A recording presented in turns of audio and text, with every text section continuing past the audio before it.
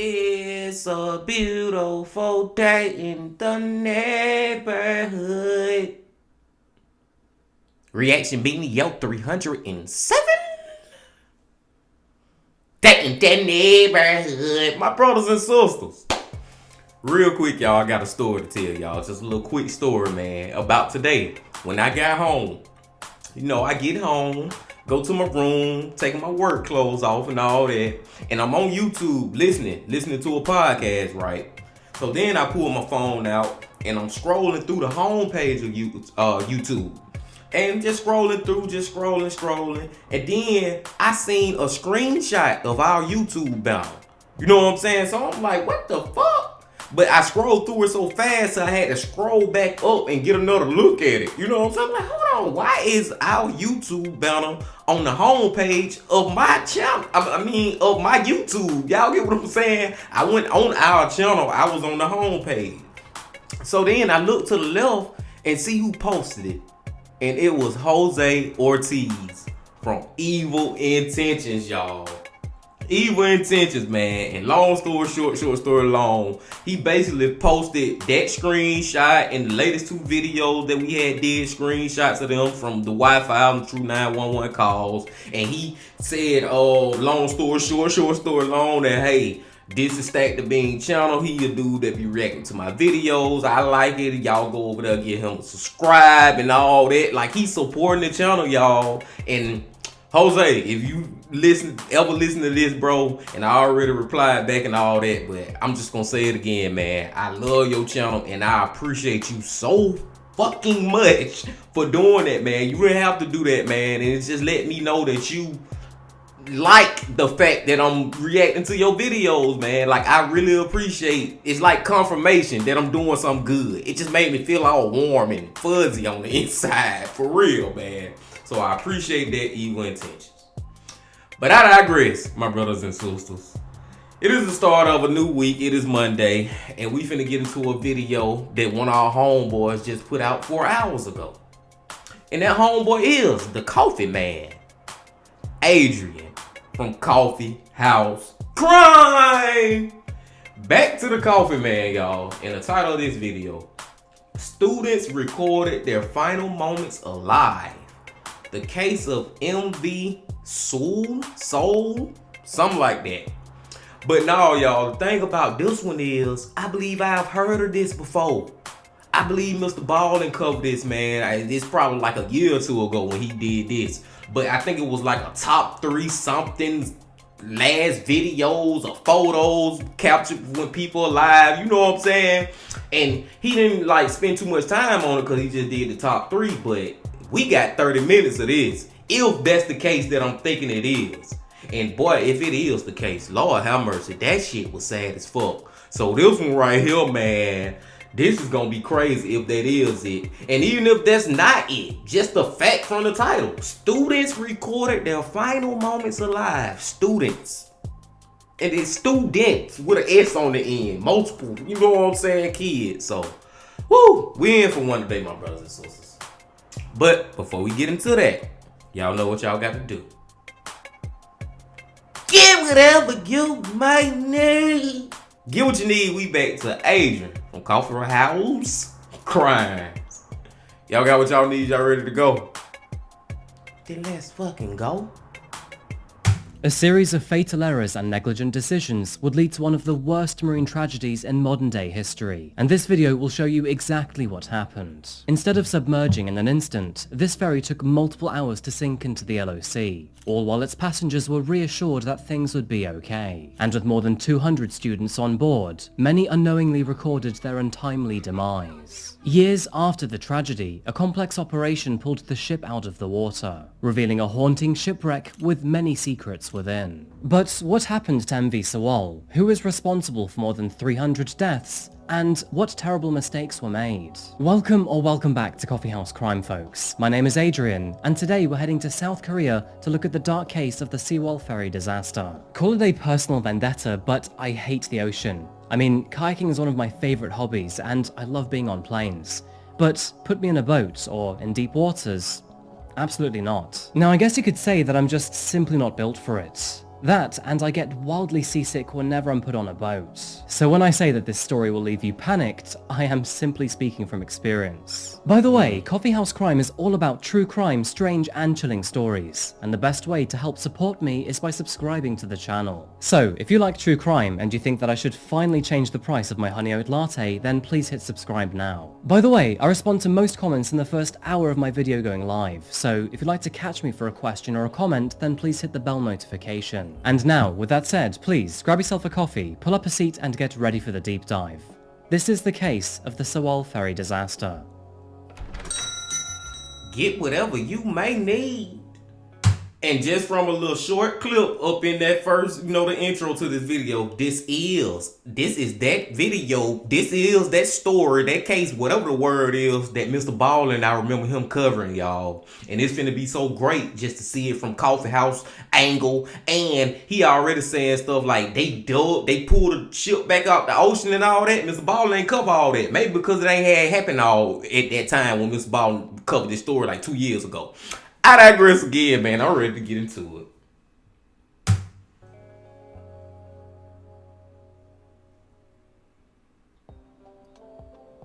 Welcome back to Seoul, folks. And of course, I'm talking about the capital of South Korea. Home to nearly 10 million people and arguably the birthplace of the internationally renowned K-pop, this city is brimming with vibrance. Many exciting things await for you in a place like Seoul, and futuristic appeal aside, here we can also find the Royal Gyeongbokgung Palace. And for those interested to see something even more traditional, you can check out Bukchon Hanok Village, which has been preserved to represent a village more than 600 years old. For those of you who want to take in the sights and sounds, I'd recommend a walk along the Cheongyecheon River, which incidentally is a bloody good score if you can spell it out in a game of Scrabble. Moving closer to our case today, we head southwest of Seoul and to Ansan City, found in Gyeonggi Province. With a population of just over 640,000 people, it has a strong bias towards the industrial and manufacturing facets of the country's economy. For budding tourists, they can explore the famous botanical gardens, the lake park, and the Museum of Modern Art. Now, although I could talk about South Korea for days, our case today pulls us away from land and into its waters. But before we embark on our maritime journey, we must turn our heads to Danwon High School. Danwon High School, to no real surprise, exists in the Danwon district of Ansan. During the early months of 2014, a large group of students were preparing for a school trip, and this trip would involve a ferry journey on the MV Sewol. Now, Sewol was your basic run-of-the-mill ferry. The vessel that would end up as the MV Sewol had her keel laid down in 1994 in Nagasaki, Japan, and was what is known as a ropax ferry. This is a combination of roll-on, roll-off, where cars can drive on and off of a vessel, and pax being a term for passengers. Acronyms aside, it was a ferry that took both vehicular and pedestrian passengers, and with an overall length of 146 meters or 479 feet, and a width of 22 meters or 72 feet, she had a 956 person capacity, which included 921 passengers plus additional crew. She began her working life as Ferry Nomino in Japan, remaining in service between 1994 and 2012 without any notable accidents or incidents. It was in the year of 2012 that Chonghai Jin Marine purchased the ship for just over the equivalent of £9 million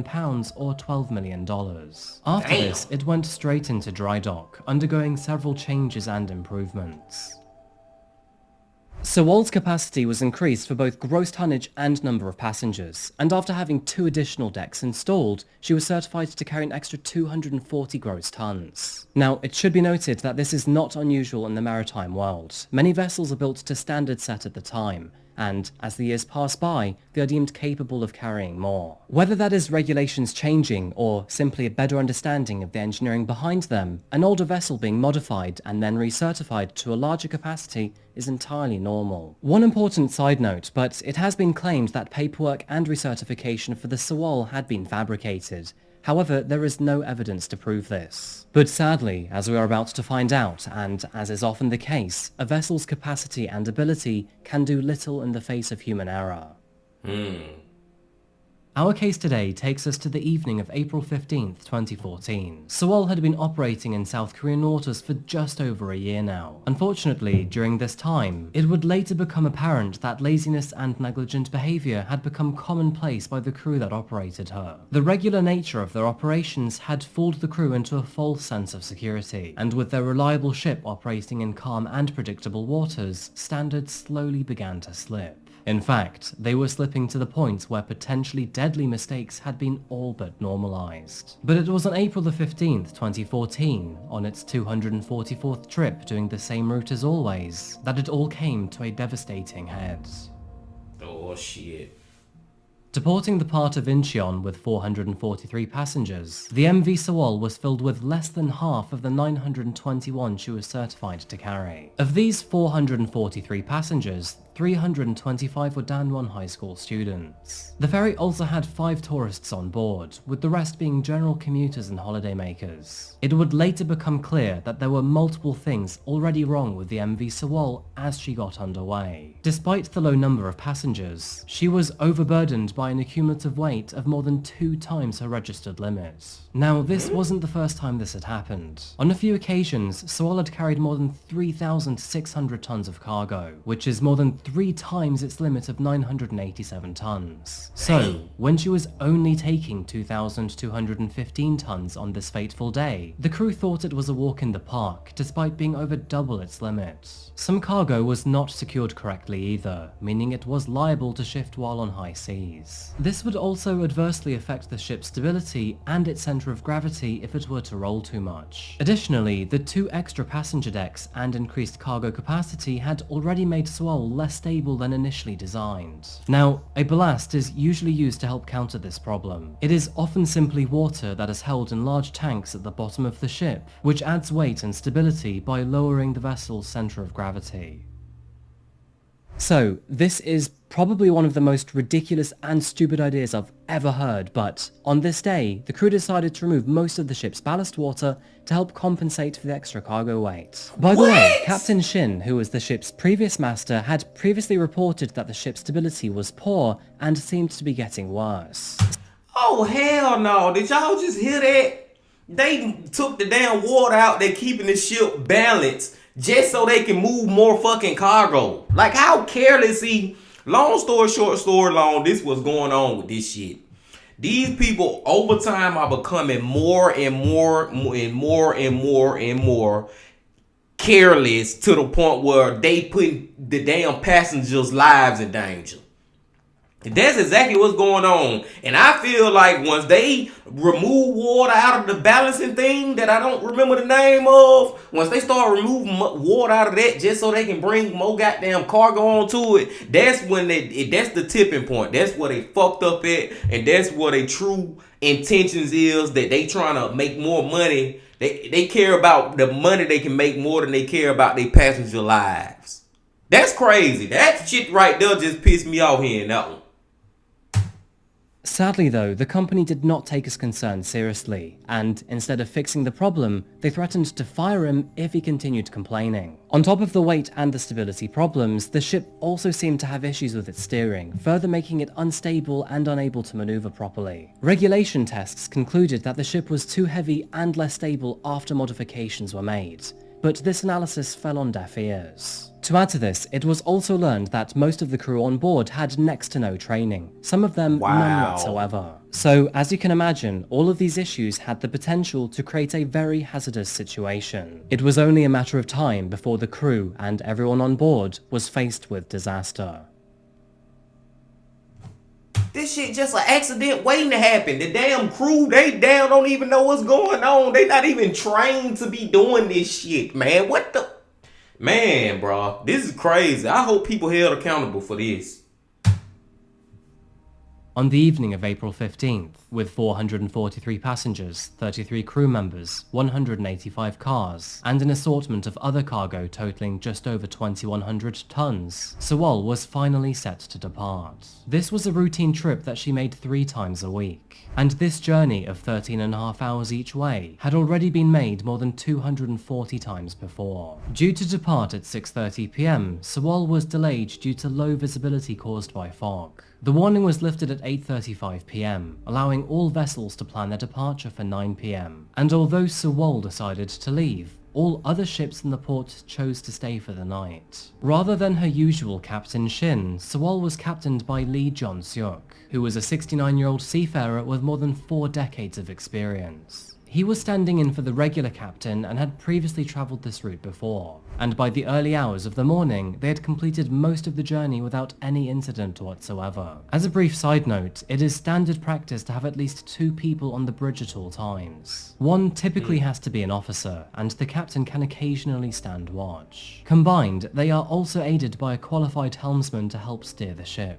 At 8:46 a.m, and while manoeuvring through the main Ghoul channel, a turn of 5 degrees was requested, with a further 5-degree turn 2 minutes later. This is where the confusion began to build though, and would be the first step in the dance of disaster. After the second order was given, noticing that 10 degrees was causing the ship to lose stability, the main officer requested to negate the 5 degrees. Understanding the order incorrectly, the helmsman added an additional 5 degrees, causing the boat to steer a total of 15 degrees instead of 5.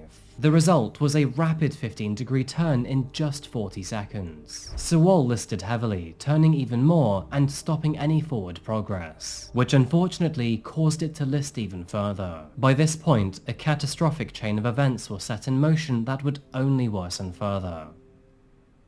As Sewol tilted to her port side, the extreme angle forced the unsecured cargo to fall from one side of the ship to the other, shifting the center of gravity and forcing the vessel further into the list, therefore making it now impossible for her to self-right. By 8:50 a.m, Sewol was 30 degrees to port, and by this point all officers were on the bridge. The engines were stopped, removing the ability of the vessel to move on its own. The engine room was then ordered to be abandoned by the deck team. At this moment, announcements were made over the public intercom, advising all passengers not to move from their positions.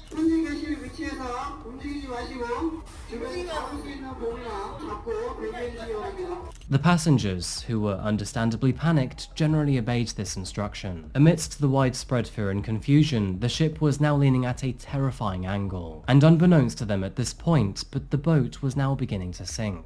At 8:55 a.m, Sewol made its first call to the Korean Coast Guard. The ship reported that it was in danger, and in response, a patrol boat was swiftly dispatched to assess the situation. By 9:03 a.m, a representative from the ship's company was on the phone with the captain, the first mate speaking to the company rep 5 times over the next 35 minutes. 2 nearby vessels were also informed by the Jindo Vessel Traffic Service, also known as VTS, that Sewol was in danger of sinking. Despite one of these vessels being close enough to confirm visual contact with Sewol never made any effort to call for assistance directly. At 9:07 a.m, the crew of MV Sewol officially requested the assistance of the Coast Guard, confirming that, unfortunately, they were now sinking. At 9:10 a.m, Sewol sent another message to Jindo VTS.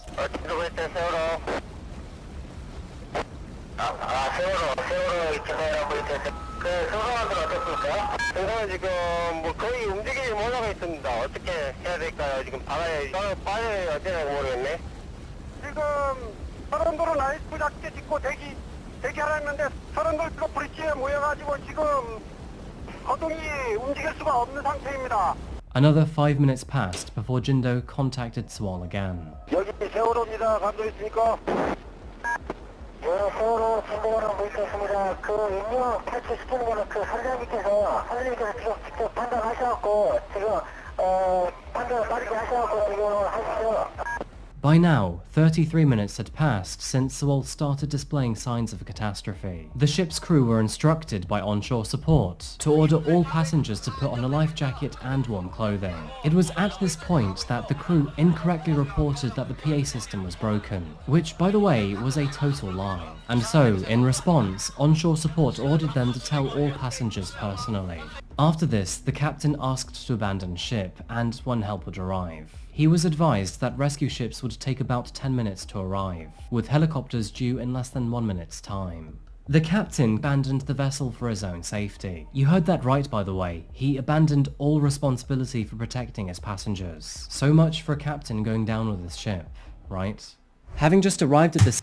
And that's the part of the story that still got me mad, like it had me mad when we were watching the Mr. Ballin'. Or was it Mr. Ballin', man? I don't know what video we already watched this. It may have been Ryan from Tragedy Tales. It was somebody else's channel where we watched some of this story from. But that part right there, man, is what I'm talking about. This motherfucker, the captain of the ship, and he took his ass off the damn sinking ship.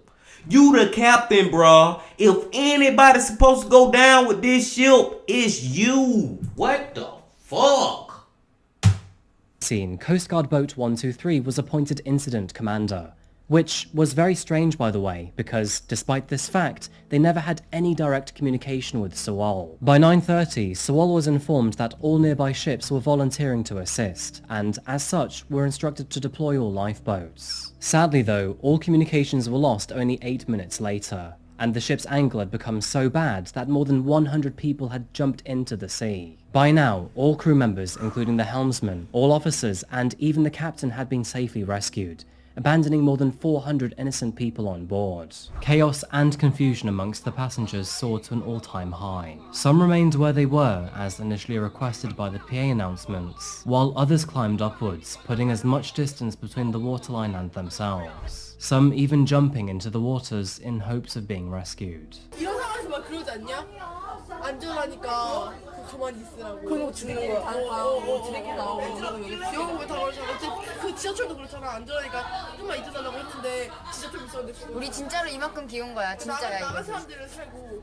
By now, the South Korean Navy... Did y'all just hear what that little girl just said? She called it. She called literally exactly what happened. These motherfuckers telling us to goddamn stay still and just be cool while they running off the damn ship. And that shit's so eerie watching them video clips of them damn children recording right before they... Oh, man. had involved itself, sending 2 patrol vessels to the scene. Coast Guard vessels shouted for passengers to abandon ship, while they began to rescue all of those who already were in the water. Sadly, due to how far Sewol was listing by this point, they had no prospect of getting on board themselves. Swimming away, some passengers climbed onto the Coast Guard boat, where they found the captain cowered in a corner. With all entry points inaccessible, all rescue efforts could only be made for those jumping into the depths of the Yellow Sea. And despite dozens of passengers doing so, many more remained trapped inside the Sewol as it began to sink, slowly but surely being dragged to their underwater graves. Throughout this nightmare, many passengers were sending text messages and making phone calls back home.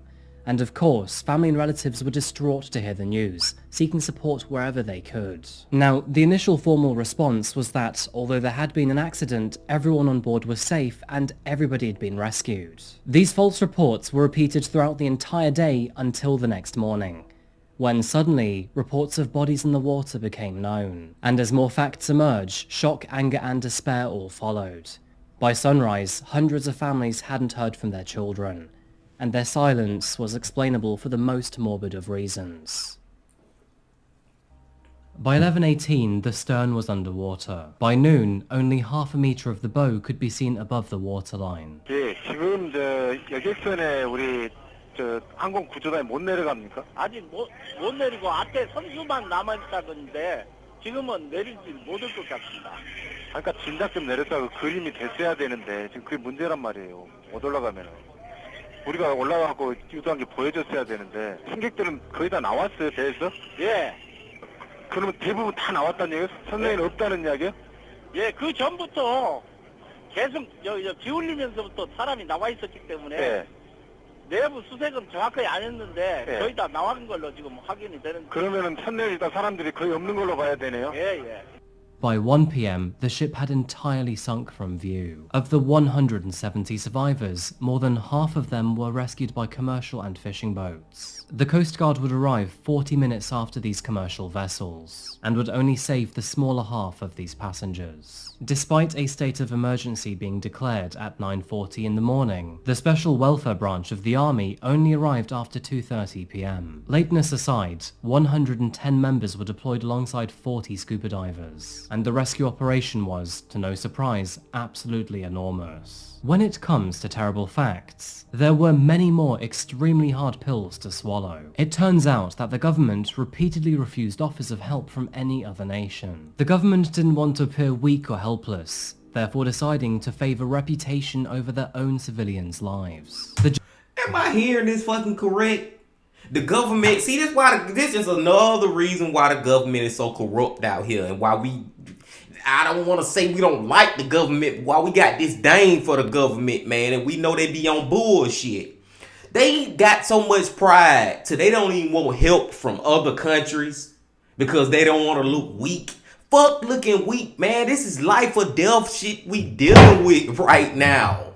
Like, Jesus, man. Humans, man. I'm telling y'all, man. Humans just, they just amazing, and they just, at the same time. General disorganization and slow response to the disaster were also widely criticized. And even after rescue efforts ramped up, it became quite clear that this would only be a recovery effort. President Park Geun-hye was put under the spotlight with much scrutiny too. It would later be revealed that she was nowhere to be seen for the first few hours after the incident, and was, quote, busy in her bedroom. She had both the power and the authority to provide clearance for more robust rescue measures. But instead, she personally requested that she was not to be disturbed throughout the morning. A presidential secretary even drove to her home shortly after 10 a.m. to address the incident. Despite the evident scale of the ongoing tragedy, Park would only visit the response center late that afternoon. She instead decided to have a haircut at 2:30 p.m. before leisurely making her way to the central disaster hub at 4:30. And even after this late arrival, she would only stay for a poxy 45 minutes. Okay, they government is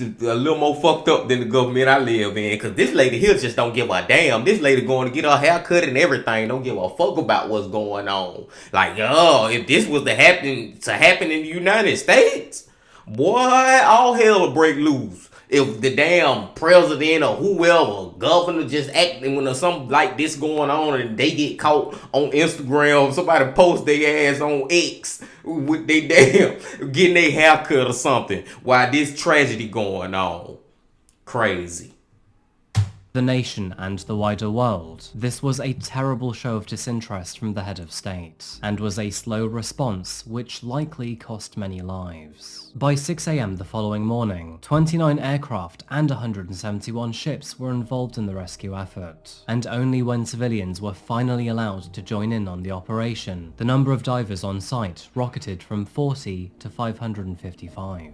Despite the enormous rescue operation that, frankly, came all too late, all efforts had to be halted at 2 p.m. the next day due to bad weather on the horizon. By day 3, air was pumped into the Sewol to support any possible survivors in air pockets, though, sadly, this was in vain. Damn. Hundreds of bodies were found in and around the water as days turned into months, and sadly, this event would claim more lives too. 2 divers would lose their lives during the 6-week rescue operation, one through losing consciousness underwater, and the other through injury on the shipwreck. Even still, there was more death to come. On July the 17th, a helicopter carrying 5 firefighters back from the scene crashed into a building, killing all 5 on board. Honestly, when does this tragedy end? Ultimately, this event claimed 306 lives, 299 on board, 2 divers and 5 emergency workers, and still to this day, 5 people remain unaccounted for. Man, shout out to them people who gave their life to go try to do this rescue mission. You know what I'm saying? But ain't that just weird, y'all? Like Coffee just said, man, when do this tragedy end? All them people losing their lives trying to go save as many people as they can? Man, this one here this is this gotta be like big as far as like just in the world, as far as just tragedies, like big tragedies, big time tragedies. This would have happened in the United States, it'll be a lot more known than what it is. President Park would eventually tearfully address the nation, speaking of the disaster and the country's fury towards the government. She said, "I apologize to the nation for the pain and suffering that everyone feels, and as the president, I should have been responsible for the safety and lives of the people. A 20-year-old vessel was bought and refurbished to increase capacity. Then it was loaded with much more cargo than allowed. Although there was a clear false report on its weight, no supervisor stopped to prevent it." In the following months, the South Korean government contracted the Shanghai Salvage Company to begin the salvage operation. 9 passengers still hadn't been found, but during the salvage operation, 4 of them would eventually be located and then identified through DNA testing. Sewol had settled on the seabed on its port side at a depth of 44 meters or 145 feet. It would take more than 3 years after the sinking to finally be raised, reaching the surface in March 2017. The original date of raising it was meant to be June 2016, but unfortunately, due to bad weather conditions, all salvage attempts had been hampered.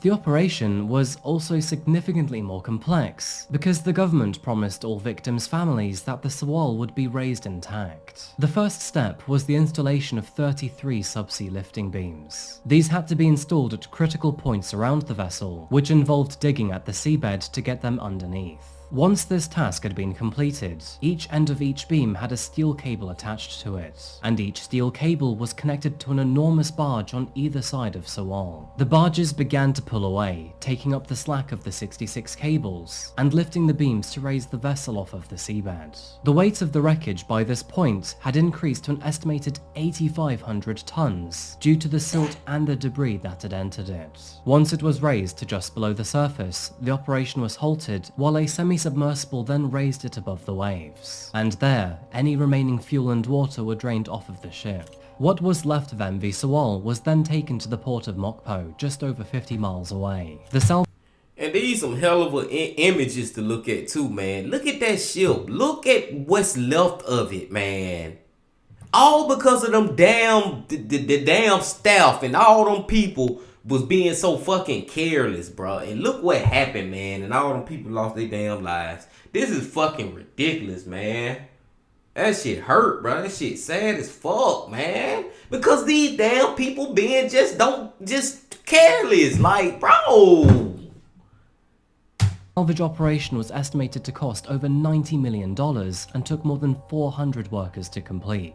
And yeah, I'm just going to talk here for a while longer, simply so you can see more pictures of the ship after it had been taken out of the water. Call it a personal opinion maybe, but shipwrecks look absolutely haunting to me.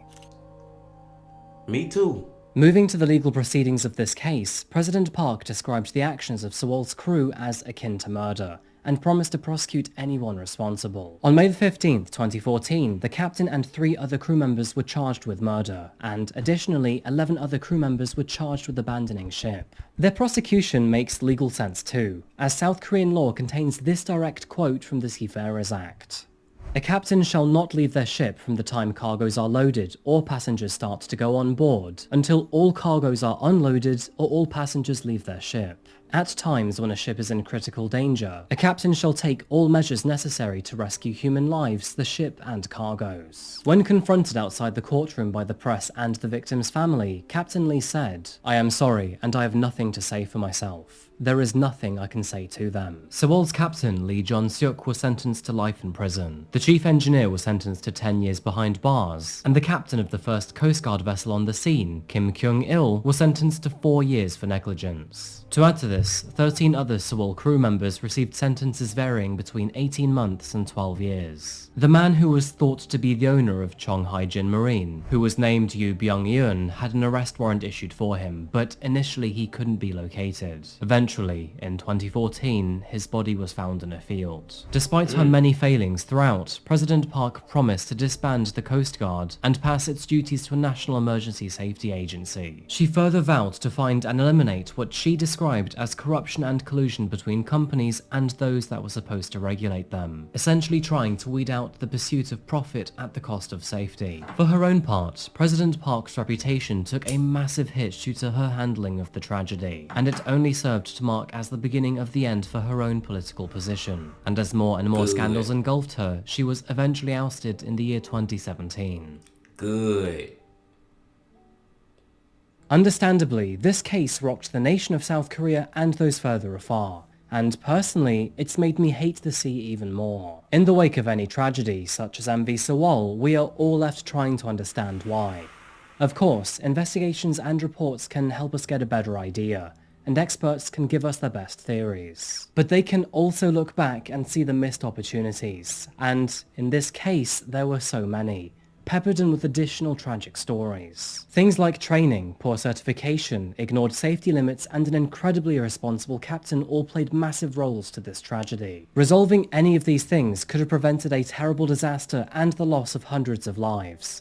But sadly, I'm here telling you this story instead. Sadly, the regulations made in many industries, including the maritime, are written in blood. In this case in particular, the blood of more than 300 innocent people are on the hands of these guilty parties, all of which who allowed these people to die through a lack of care. While every victim is a tragic loss, felt keenly by those that loved them, the community of Danwon must have been, and remains, completely devastated. The loss of so many high school children, still with their whole lives ahead of them, and much more of the world to experience, is a hard loss that's almost impossible to comprehend. And although jail sentences, tighter regulations and apologies may help a slight little bit, it is hardly enough to make these grieving families ever feel whole again. So instead, the best that can be done is that we try to learn from dark days like this. We take the hardest of lessons and we use them to ensure that nothing like this will ever happen again. Anyway folks, I think that's the end of today's video. I'm going to wrap this one up here. So what are your thoughts about the Sewol disaster? And while you're writing that comment, what do you think about this type of content? I'm trying to break away from not just true crime, but also strange and chilling stories. So of course, please let me know what you think. If you found this case interesting, then please remember to like the video, and please subscribe, or else I'll make your coffee cold. If you'd like to see more content, then please check out my YouTube shorts or my social media. And if you'd like to support me on Patreon, then please consider doing so. You can also find me on YouTube Shorts, Instagram, Facebook, Twitter, or X, and also Patreon. Anyway folks, I think that's it for me today, so once again, thank you so much for watching, and as always, I'll see you again very soon for another video. Until... And we shall see you again very soon too, Coffee.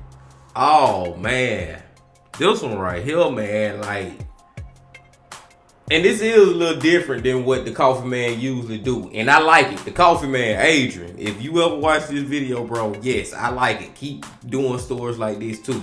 You know what I'm saying? I'm 100% for it. I love this video. You did an amazing job. And I'm just sitting back like, when he showed that picture, all them fucking kids, man, we literally just looking at all them damn hundreds of kids who never got to make it to their future. You know what I'm saying? All these kids who could have been all this amazing, these amazing humans as adults never got to make it there. It's like so many lives just took at one time that never really got a chance to fully grow. And you just don't know what potential them kids had. That shit, RIP to all of them, man. And the people who, you know, did, I'm glad that I was clapping because I'm glad that some did get charged and stuff. But I don't personally, y'all know how I am. I don't feel like they got enough time. All the motherfuckers should have just got life in prison and it's over with. Because I just feel like, bro, they indirectly, is it second degree, third degree, fourth degree, fifth degree murder, whatever. Whatever degree it is, it's still fucking murder. So your ass need to goddamn do the time for it. And I don't feel like they doing no time. They got different sentences and all that. But if it was me, and the damn captain especially though, I probably been gave him the death penalty most definitely, man. Because your ass gonna fucking leave the ship, bro, and you the captain, bro. This was sad, man. But the most eerie and creepy thing was actually watching the recordings of them kids, man. You know what I'm saying? recording and shit. And that one girl said that she hit it on the head. I hope she still survived, man. I hope some of them did survive, but it's just so weird when you watching them clips of them kids and you knowing that some of these kids, they final footage. Like, this is it. They gone dead. Oh my God, I digress, my brothers and sisters. I'm finna go, let y'all go now. Great video from Coffee. I ain't finna talk no more because y'all know how I get to yapping and talking. Hope y'all come back tomorrow because you know we going to Mike tomorrow because it will be Tuesday from that chapter. But until we go to him, my brothers and sisters, y'all make sure y'all hit that like button now. If you ain't subscribed yet, please hit the subscribe button. Y'all comment, let me know about this video. It was crazy from the Coffee Man, my brothers and sisters. And until I see y'all tomorrow, remember this. Love, peace, and happiness. Stay safe. Don't stop. Keep going. Yeah.